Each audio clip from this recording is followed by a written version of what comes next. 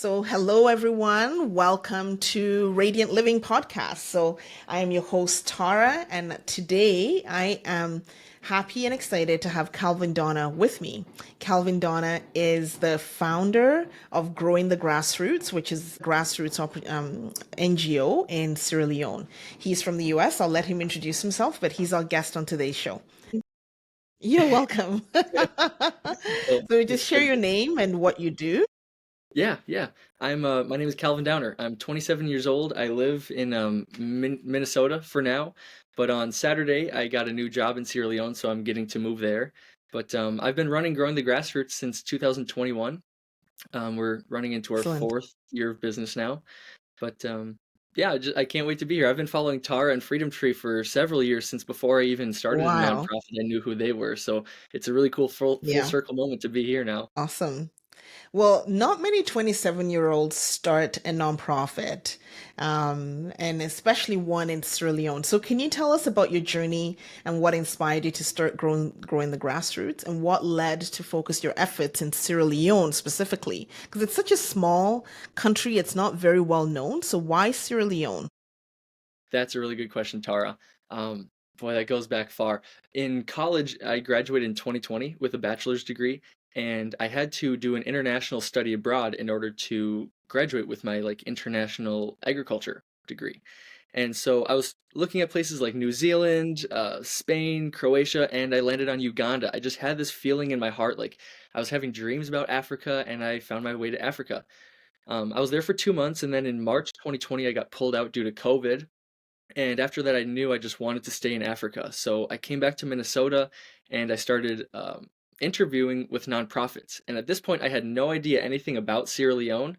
So at this point, it's just Africa. And do you know the Rural Healthcare Initiative, Tara? Tell me more about it. They are the Baumi Hospital in Tekonko. They run that pregnant women's birthing home. Yes. Yes, I Okay, do know them. Yeah. they've been in business over 15 years. They're super awesome. But anyways, their headquarters is in Minnesota, and so I did some interviewing and I happened to meet with their board of directors. It was the first nonprofit I interviewed with. They told me that they would give me some resources like a house and food every day to go out and volunteer for them. And so next thing you know, me and Wow. them are working together, and in December 2020, I made it back to Africa 9 months after I had been pulled out of Uganda, and I stayed in Sierra Leone for 6 months from December 2020 to May 2021. And in that time, I volunteered at the Rural Healthcare Initiative, where I was um, doing classes every Wednesday for pregnant women, teaching them how to grow food at a macronutrient level, like peanuts and legumes, for instance. And basically, I met God when I was in Africa, Tara. I was not a Christian person before I went to Africa. I met God when I was there, and when I left Africa in May 2021, I thought, I know too many good people. I know too much good stuff about this amazing place, and I know how to help. So I wanted to keep helping, and that's why I wanted to start growing the grassroots. And literally, Incredible. May 2021, I got back. I started working on growing the grassroots a week later, and by the end of 2021, we were an incorporated nonprofit. So I've just been working every day since I got back. Yeah. Yeah. It's a lot. Running a nonprofit is a lot of hard work. Takes a And lot you've of done a really passion. great job in such a short amount of time. So well done. Thank you. That's I didn't realize that that was actually part of your story. So that's interesting. Mm. So Sierra Leone has faced its share of challenges, especially in areas like education and healthcare. So how does your organization approach these challenges, and what has been the most rewarding part of your work there? That is such a good question, Tara. Education and healthcare are definitely two of the most vulnerable aspects of Sierra Leone. Um, we are, of course, an agriculture-based nonprofit first off, but last year in 2024, we finished building the largest primary school in Sierra Leone too. At least according to the Ministry of Education, it's the largest government-run primary school. So there are private schools that are larger, but we donated this school to the government to run it. Um, and we do monitoring for a school lunch program now. We've built a farm. So we have contributed a little bit in the education sector, not as much as Freedom Tree has, but we work hard in that sector. We're proud of that school. And in terms of healthcare, we Right. don't do much direct work in healthcare, but again, the Rural Healthcare Initiative, which is what got me all started, we donate about 200 pounds of food to them each year for their pregnant patients. And last year was 200 pounds of sweet potatoes, peanuts, and corn. Can you tell me more about that? And specifically, how do you grow that food, or how do you run a farm to grow that food that it comes to donation? But that's a good question. So Yeah. I guess throughout the whole year, there are two growing seasons. There's dry season and then rainy season. And we have two different farms for those different times of year. So sometimes we're in the swamp when it's dry season, and then sometimes we're in the upland when it's rainy season. And during the times that we harvest, dry season versus rainy season, we will take probably 20% of our crop every time, and we automatically donate it to the Rural Healthcare Initiative. And we'll keep about Excellent. 20% of our food for seed multiplication, and then we'll sell the other Right. 60% at a 50% reduced cost to farmers that want to grow themselves. Um, Why do you sell it at a reduced cost? that's a good question too. So first off, it's important to know about the seed. There are local seeds which anybody can get if you go to any little market. Just normal seeds. But then there's also upgraded seeds that the university might experiment on. They might be things that are, drought resistant, disease resistant, pest resistant. And so we try to get those high quality upgraded seeds and we grow those and we educate people that these are different. They can see that the yields are different or that they are drought resistant or disease resistant. And then we'll sell those to farmers at that discount again, just to make it more affordable. These types of seeds are not normally accessible to the public. I have a very good relationship with Njali University, somebody that's been kind of growing these on his own, and he gave me a few handfuls of these seeds, and over the last 2 years, I've turned it into hundreds of pounds of seeds that we just give out at a reduced cost. Again, the reason is just because I want more people in Taconco growing more food, having better yields, and really, we're trying to get people out of poverty. Yeah, yeah. I don't know if you know this off the top of your head, what's the average yield? So if you put, say, 100 seeds into the ground, what does it yield in terms of food? Oh man, per acre, corn is about 25 bushels per acre in Sierra Leone. In southern Minnesota, you can get 150 bushels per acre. So that's about a 6x difference, right? The women that we have trained over the last 3 years, in 2022, we had our record yield. For maize, the average yield is about 1 to 1.5 tons. Um, that's the when you convert the bushels to tons there, it's about 1 ton per acre. Our women yielded about 2.5 tons per acre. So they were over two and a Amazing. half times the local yield. And they took home all of that food, and their income was 2 or 3 times higher than what they would have expected it to be that season. Amazing. So, and then you mentioned something earlier that's really interesting because I think sometimes a lot of our listeners are Western, and so they may not understand the difference in the seasons. You mentioned that there's two seasons in Australia. There's the dry season and there's a rainy season. But you have two different farms for that. So while one is growing, the other one is resting, I'm assuming, or harvesting, and vice versa. Can you elaborate more on that? What types of crops do you grow in the wet season, and what types of crops do you grow in the dry season? Those are really good questions, Tara. So it is super important for people to realize that in the dry season, it will be dry for 6 straight months. There will be no rain at all. And then in the rainy season, it will rain every day for 6 straight months. Not all day, but like an hour of the day. So it's super important that in the dry season, you get a lowland swamp that has a very high water table, almost to the point there that when the when the dry season starts, you can pretty much see the water standing, right? Because over the next 6 months, that water will still deplete, and even that swamp, that lowland swamp, will still slowly dry out over the next 6 months. So in that swampland, we can grow pretty much anything. Swampland is very viable, very nutritious soil. We grow primarily corn, peanuts, cucumbers, pumpkin, a lot of watery type fruits. Tomatoes are very good in the swamp.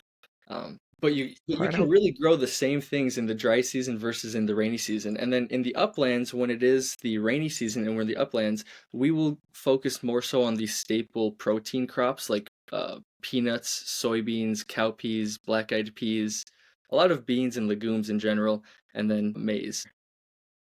In the rainy season, you don't have to do any watering at all.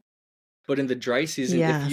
if you happen to get a swamp that's not too low, you might be stuck doing a lot of watering. You might be responsible for watering hours per day in the dry season if you happen to plant and there's not a high enough water table. So I've seen a lot of people give up halfway through a season if they thought that there would be a higher water table, but by March it's all dried out, and now they're trying so hard to make up in water with buckets for hours a day until they have to give up.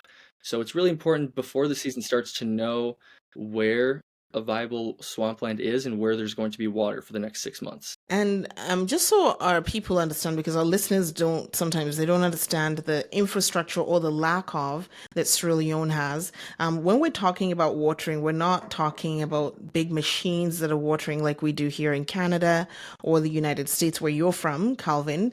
We're really, we're talking manual labor, and so everything is done manually. And so they're fetching this water from a river or from a stream, or from a well, and then carrying it to the farms to go water. So can you elaborate more about that? Because that's a lot of hard work. Yep, good question, Tara. In fact, a lot of people think there are just boreholes already made or wells already made. Sometimes, where I am in particular, there are no pre-made wells to fetch water from or even any rivers close by. So what we have to do before every season is we'll dig a 5 to 10 foot deep pit and then make stairs out of the soil just to walk down the pit and then get water with a bucket and bring it out. It's very, very difficult. But growing the grassroots, I will say we are the second organization in Sierra Leone to import treadle pumps from Nigeria. So the Rural Healthcare Initiative, who I Oh, mentioned before, yeah, yes, yeah, uh, the Rural Healthcare Initiative, who I mentioned that's before, amazing. they purchased two of these pumps from Nigeria, and I followed suit. I found the same person, we had the same contact, and I purchased two of them as well. And so now I have like 400 feet of hose, so I can put one part of the hose in the borehole, and then somebody can be standing 400 feet away with the end of the hose, and then there's a person on a treadle pump just pumping water like this, and you can spray the water like that. So we do have a much simpler method, and our students get to use that method for free as well. We don't charge any rent to use our pumps, but for most farmers, it is very difficult. Like you said, you'll be bringing water in buckets. That's awesome. That's great. Now, you've seen firsthand the power of grassroots initiatives. Freedom Tree and Growing the Grassroots is they're both grassroots organization. We work directly with the people. We're actually working some of the same communities. And so that school that you built, we were active in there 10 years ago. That's where we built our first clinic. And we're still quite active in there. So, how do you engage with local communities to ensure that your programs are both effective and sustainable? Because that's a huge question, on the nonprofit scale. Thank you, Tara. Uh, when I got into the nonprofit world, I thought all it took was really good ideas and then implementing it.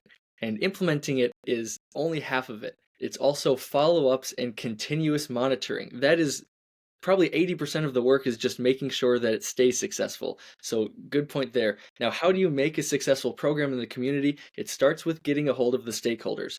Paramount chief, town chief, reverends, pastors, people that have influence that can tell you certain things about the community that might you might need to know.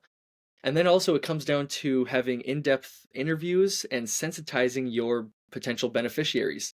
So for me, my beneficiaries are single women, widows, pregnant women, mothers, basically women who want to learn agriculture and empower themselves and their families.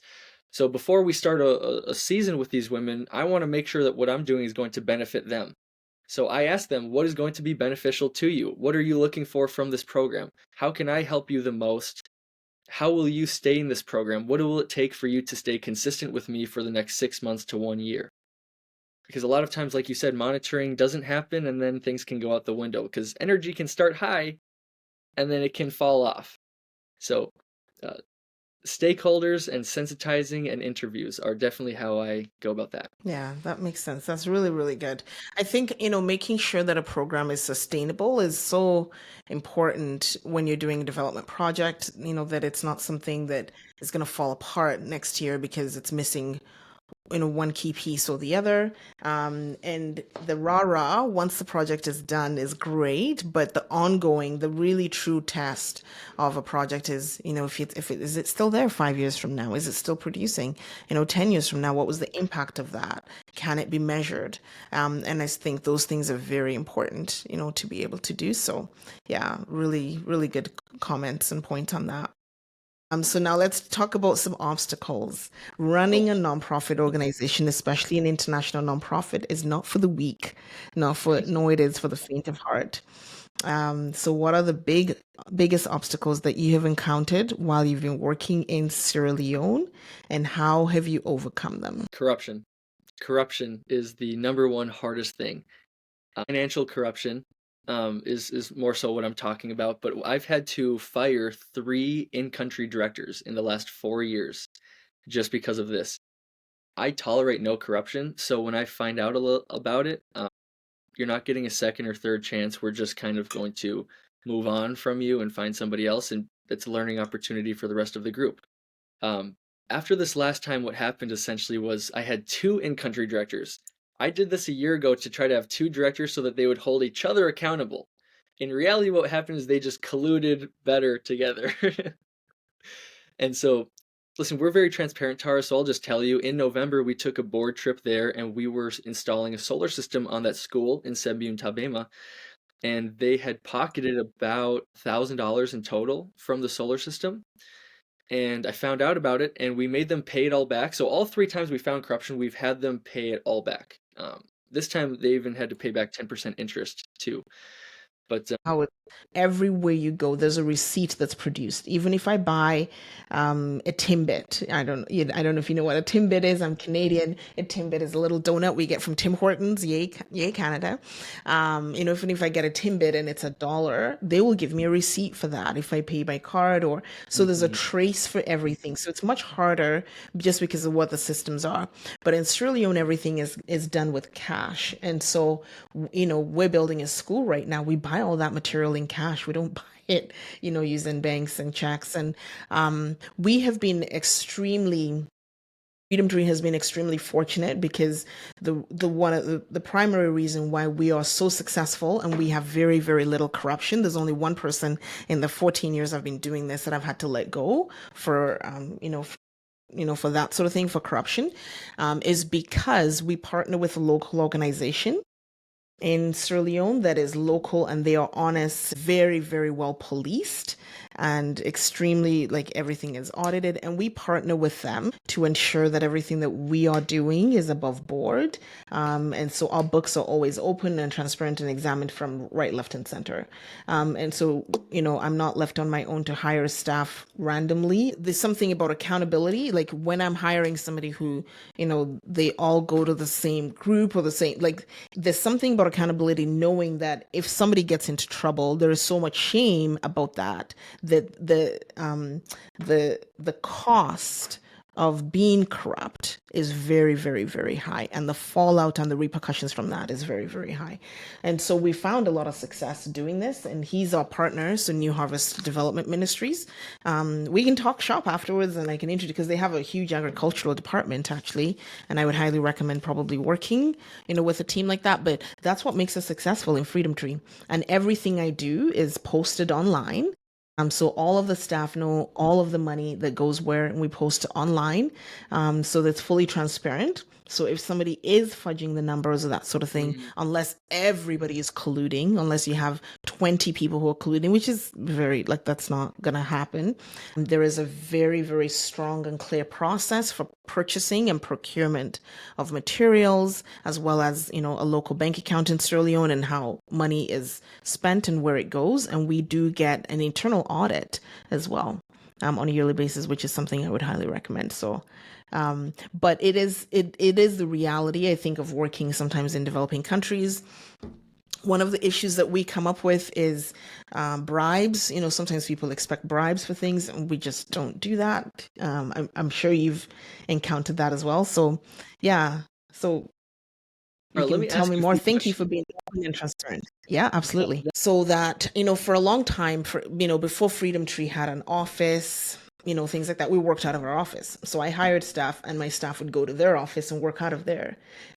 Before we had somebody to do payroll, actually, we still do. We have their payroll person doing payroll for us because we've grown what I've really on purposefully done is grow the infrastructure of the overhead and administrative office very, very slowly within Freedom Tree, deliberately, because I was focusing on what we were doing outside. But in order to support, the infrastructure and the overhead, it costs money to run. So in order to support that, they have been a huge support for us. Even today, Freedom Tree doesn't have any vehicles. We have our own office that we actually rent from Nehado because it's just easier. Like, you don't want to have a vehicle to manage and a driver to have on payroll and on salary that's sitting there. And those things cost a lot administratively. So anytime we need to go to a community or a village or something like that, we rent it from Nehado. They have vehicles. Why are we going to buy and reinvent the wheel? Partnership is huge when it comes to development. That not to say I have a few more years in, than you do when it comes to this. And so partnership is huge. You can't do any of this stuff by yourself.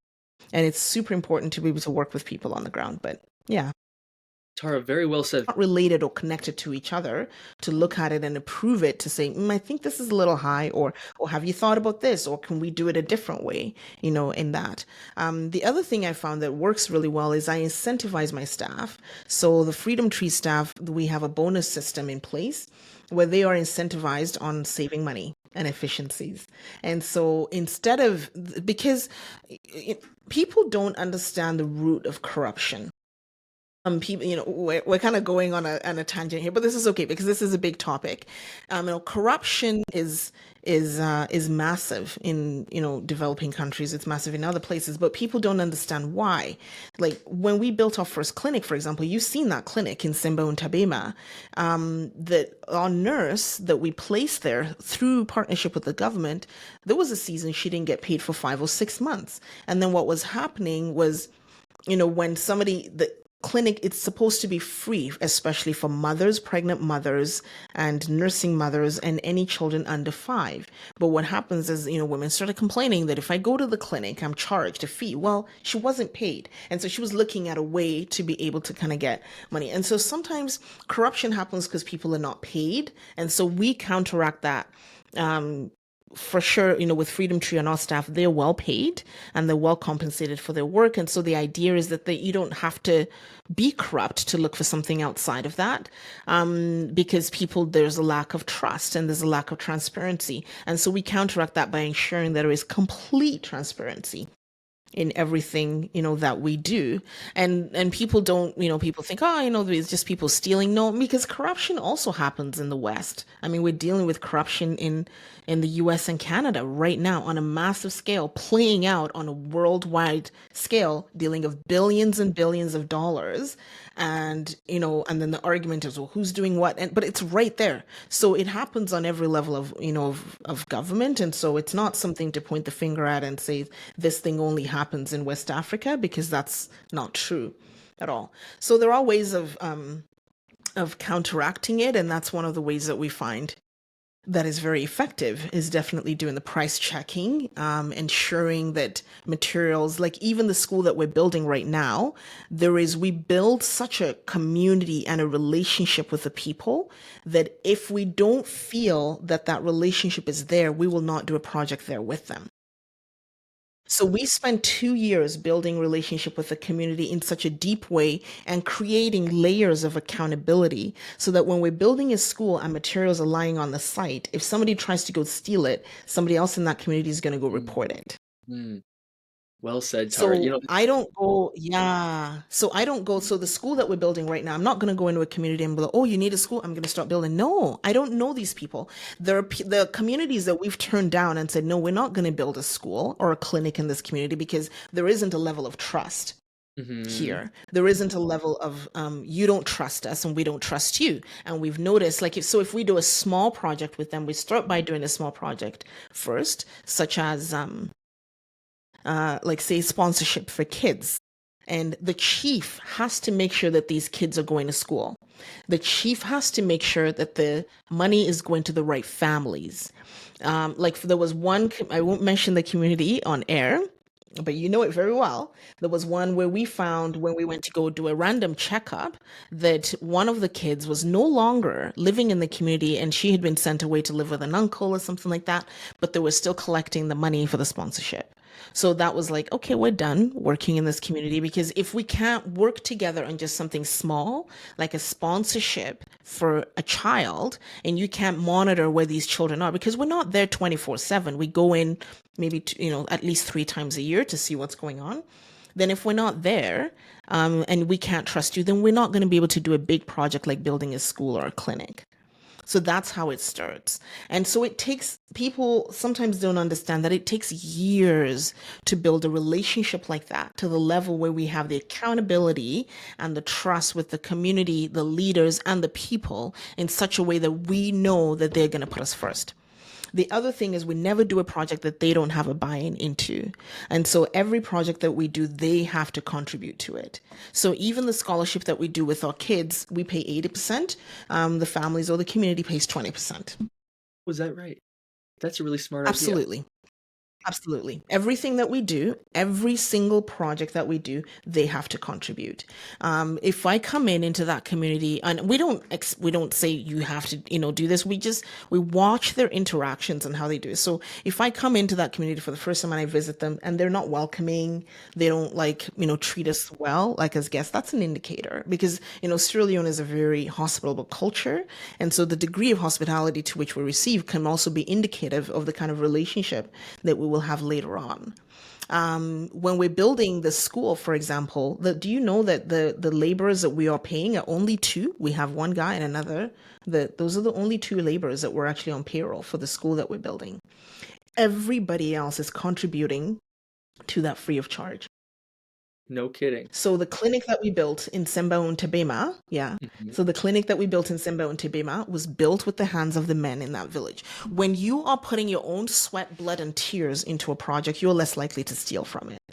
So we Mhm. didn't start. So we said, okay, they asked for a clinic. We're like, okay, we'll build a clinic, and we had great relationship with them.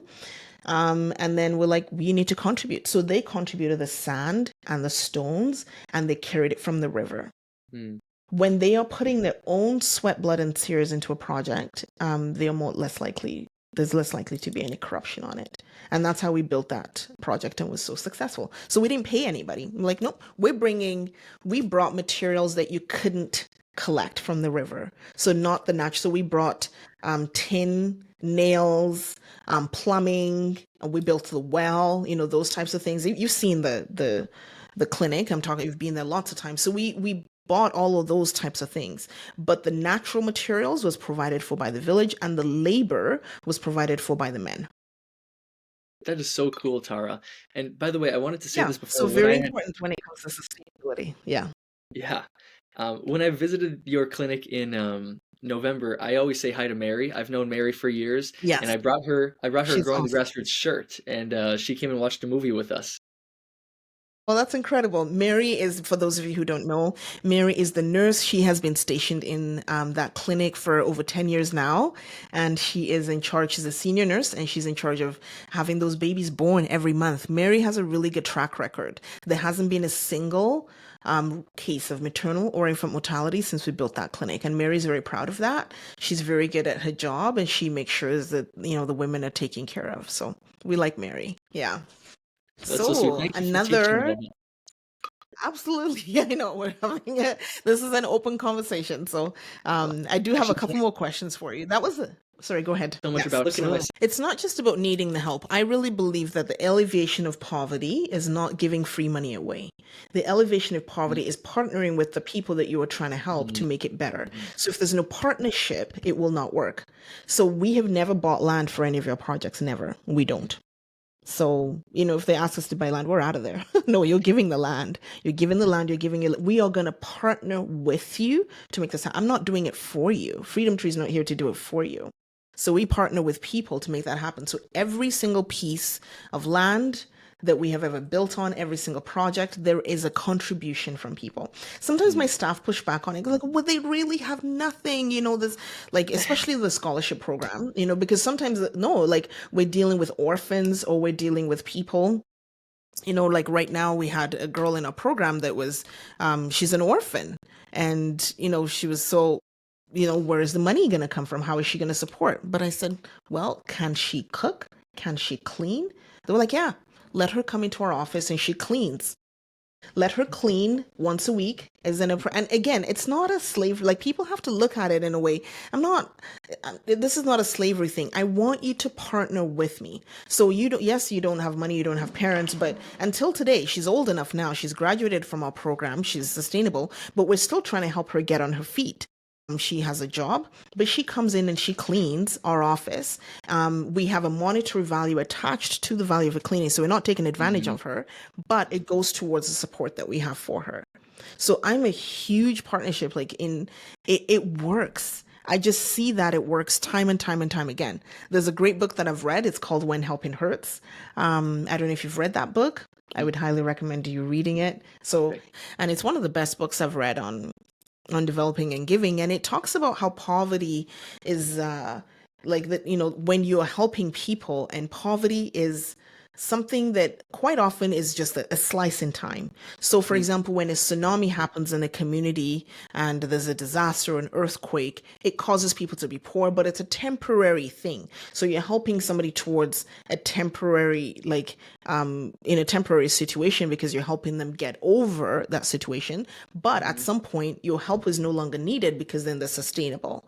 When we have ongoing issues when it comes to poverty, we're actually not helping, because you have to look at what can get this person out of this place and sustainable for a long period of time. And Education. so every single one of our programs, exactly. And so that's why with education, so we have our girls and the boys, we have them not only graduate from school, we'll sponsor them through a technical vocational school. Again, they need to work through that process and contribute something to it. So whether it's cleaning, helping to clean the office, or running errands for Freedom Tree, like there's things that they can do if they have no, like, Sierra Leone is not like America, so you can't just go to Starbucks and get a job at minimum wage. You know what that's like over there. But we have work that I can help, that I can, do, and they do. They Mhm. will, and it's sometimes it's a foreign concept, because they're like, oh, like, you're asking me to give. Yeah, I'm going to help you, but I'm asking you to contribute to this process as well. And I think that's what makes our programs so sustainable, Mhm. and effective, where I can look back and I can point to, this person was there, this person was there, or this school was built, and I can still point to it Mhm. with pride and say, it is still working years later. This is still going well. So, That is so great, yeah. Tara. I know what you mean But we can 100%. talk more off camera on all of these. So anytime, just reach out to me. Sure. Okay. Because I have, yeah, like 20 years experience in this. So To yeah, start this nonprofit early exactly. with the assumption that I'm going to be Exactly. learning an Exactly. expert. Exactly. So Exactly. yeah, I appreciate Yeah. you. Yeah, thank you. No worries. Yeah, so I have a couple more questions for you. Yeah. So, looking ahead, what are your hopes for the future of growing the grassroots, and what Mhm. do you think the world needs to be able to understand about Sierra Leone to help support its growth and development? Wow, that's a good question. I'll start with growing the grassroots. So right now, of course, we do the education side, and we have a long-term study being set up with the Ministry of Education to know how our school lunch program is going to impact grades. That's a very fun program, but we have this 5-acre farm now, and our primary thing that we do is we bring in a new group of FBO women, or farm-based organization women, in January, and they'll stay with us for 12 months throughout the whole year. And we do 75% practical agriculture work in the field, 25% theory agriculture work in the classroom for 12 months. And at the end of the 12 months, we do a final exam, and they get their certifications, their paperwork. They get a bonus amount of food for passing the class.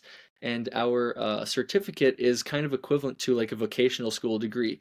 And Jolly University recognizes our certificate as something of importance for agriculture, which is cool. But Great.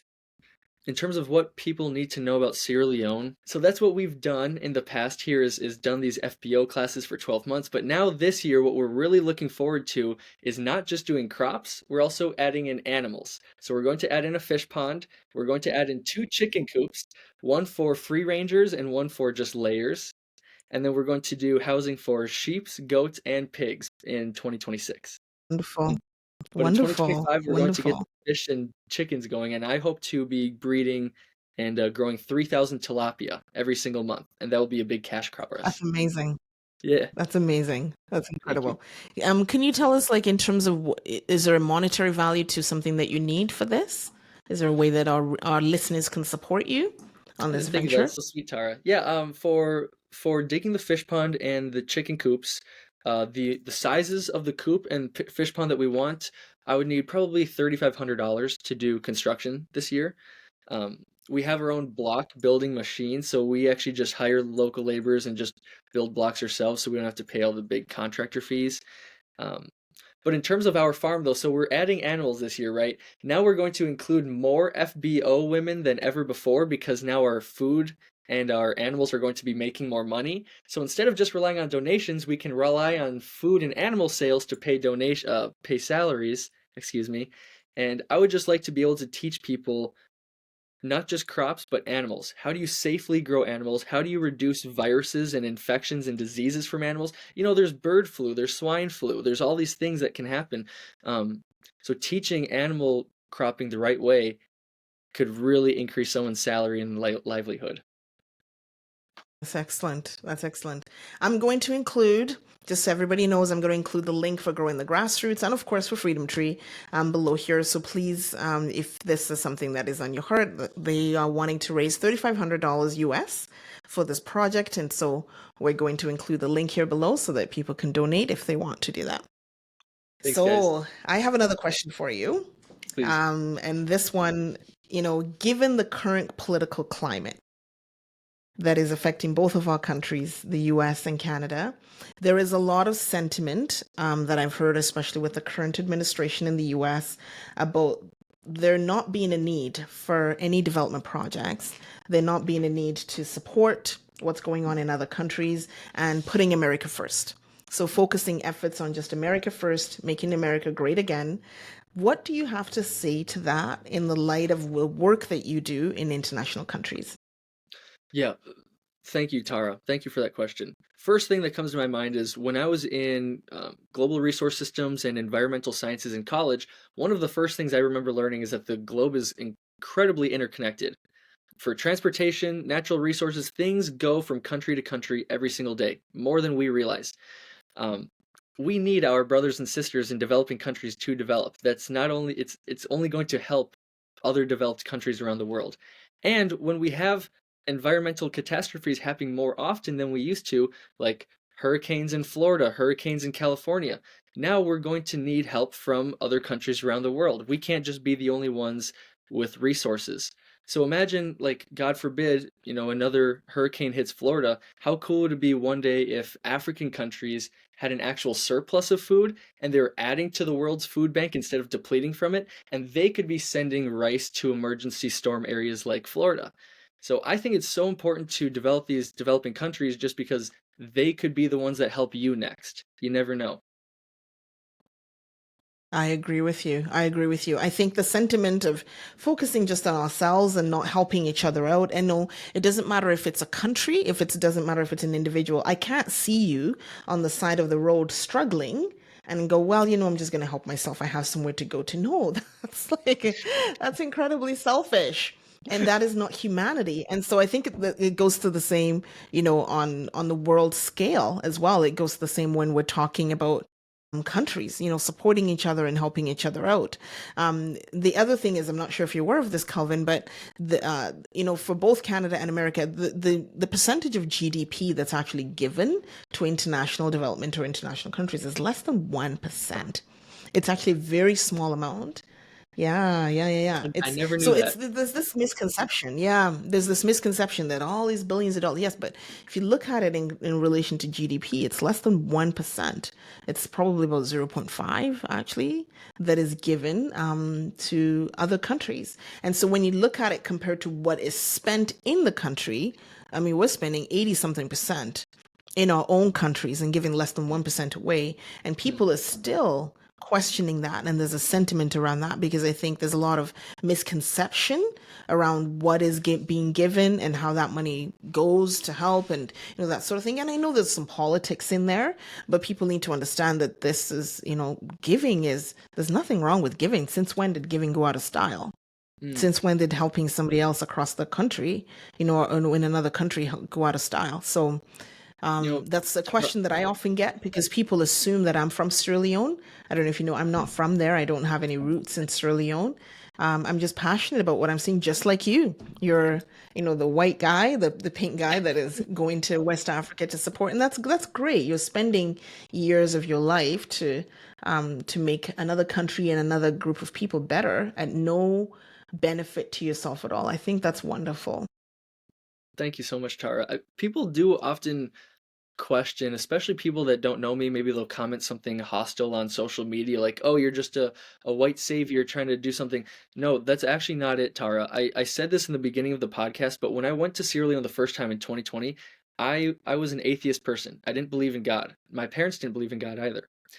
I met God in Sierra Leone, and He showed me what my life is supposed to be and what I can contribute to Amazing. this earth.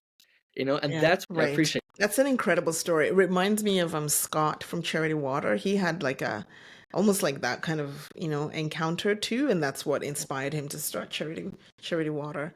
And I want to point to something about your experience. Like people think that you always have to go to Africa or to Sierra Leone to give, because you have something to give, but you went there and you said you received the biggest thing that you've ever received, which is great. And I want to change the narrative for people to understand that going on a trip, like coming on a mission trip or going to visit another nation that you feel is materially poor, Mm, doesn't mean that you are giving everything because they have a lot to give. You have to change the mm, posture of your heart mm, in such a way that you are actually willing to receive from them, right? So, mm.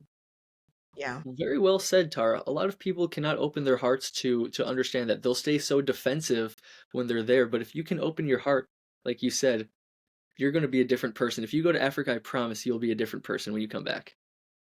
yeah, yeah. I agree with Wow. you.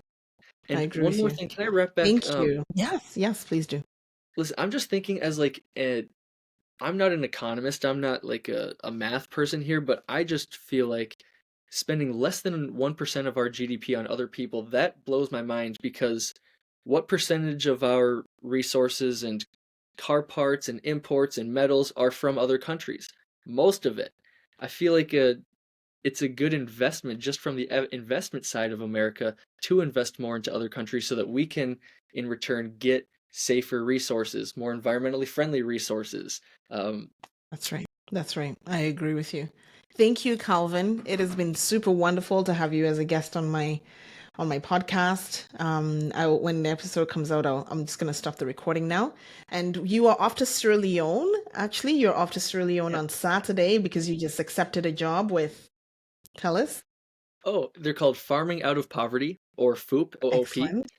Um, Yeah, they have a parent company called West African Rice Company, WARC. So you can look all this up on Google, but foop.ag is my nonprofit. They have 1,300 acres across Sierra Leone, split off into 46 farm sites, and they help wonderful. 1,500 farmers on an annual basis with seeds, education, and inputs. And so my new job as the field logistics coordinator is to set up times and routes that we visit these 46 different sites and customize our education and input packages to the group. Maybe some groups have been with us for years, some are just getting started, so they need different levels of inputs and help. And so, anyways, I start on Saturday. I'll be on a guaranteed 2-year contract. We'll see. We'll see. Good luck. That's been so great having you on the show today. Thank you so much for joining us. And good luck with your new position. We'll be following you. I'm sure you're on Instagram, so we'll put the links on there. And yeah, we'll be following your progress and we'll keep in touch. Thank you. I'm